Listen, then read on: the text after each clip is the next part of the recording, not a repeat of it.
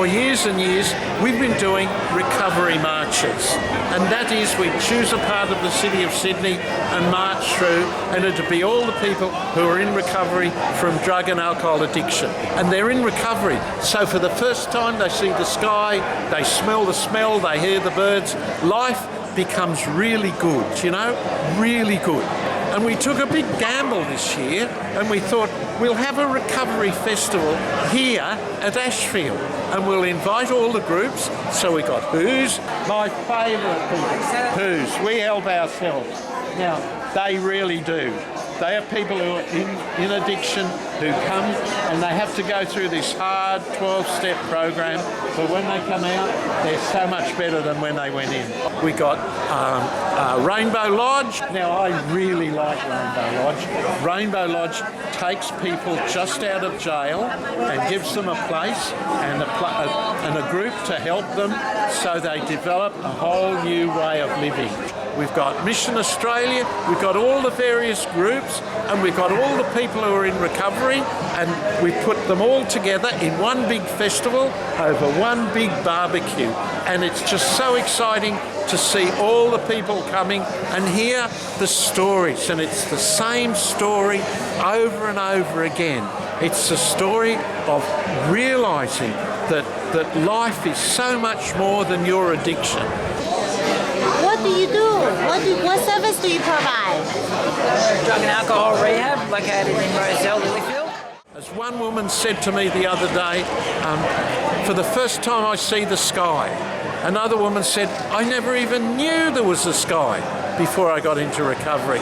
And a third woman was talking to me and she said, I've got my children back. What more exciting than that can happen? And all of that will happen here. Somewhere, because of all that this is happening, someone will see all of this and they'll say, I want to join the recovery people.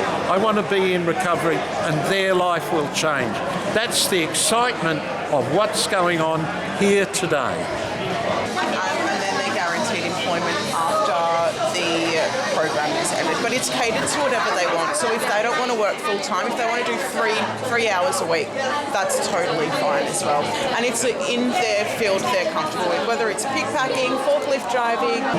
These are the guys from Newer, and they're people who help people who are still using drugs and start to work through it. So Newer is a group we work with a lot. God bless you guys. God bless you. Chantal's from the Drug and Alcohol Addiction Support and Recovery Service. Now, if you need to talk to somebody, you can talk to this guy and he will lead you on the right path. AA, they've been meeting here for almost the length of time of the church. It's just wonderful. Welcome. So people come here and there's all the drug and like yesterday, you won't believe it, we were offered a pallet of booze. And we thought, what are we going to do with a pallet of booze? So we said, no, thank you.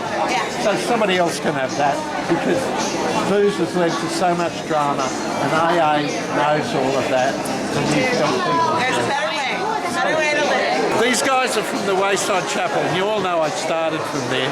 So God bless you guys, and thank you so much for coming. You're so welcome. Thank you. Thank you. Welcome, sweetheart. Welcome. Welcome, darling. Thank you.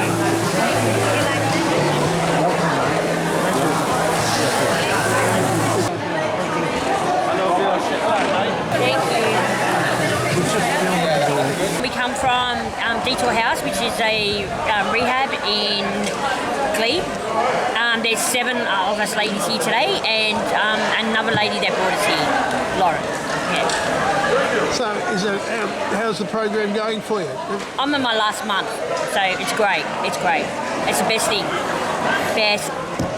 Yeah, I'm glad I went there. I went to Jarrah House beforehand, which is a 3-month program, and this is a step down, so highly recommend it. And this day's a good idea? Yeah. I've got a month left, and then I'm out in the big wide world. You know? A bit scary. It's scary.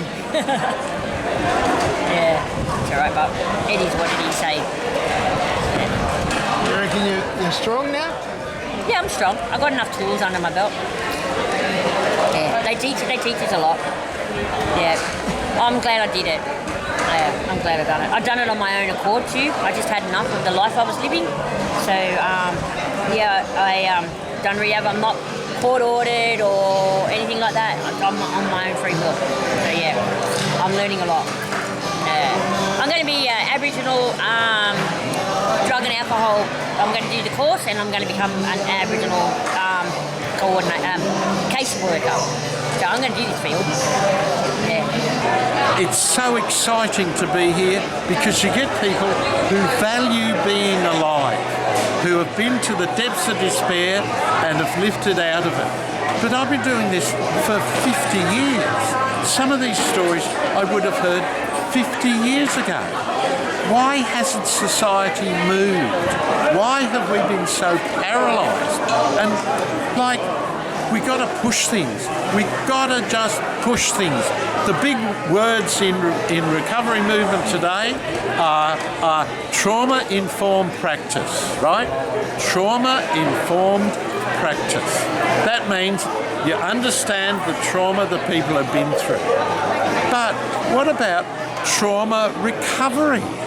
What about trauma therapy? What about doing the trauma? It's all fine to talk about the trauma and understand where it comes from, but how about using that so people can be better? That's what I don't get, that so much of the bureaucracy concentrates on trauma-informed practice rather than doing the trauma recovery itself.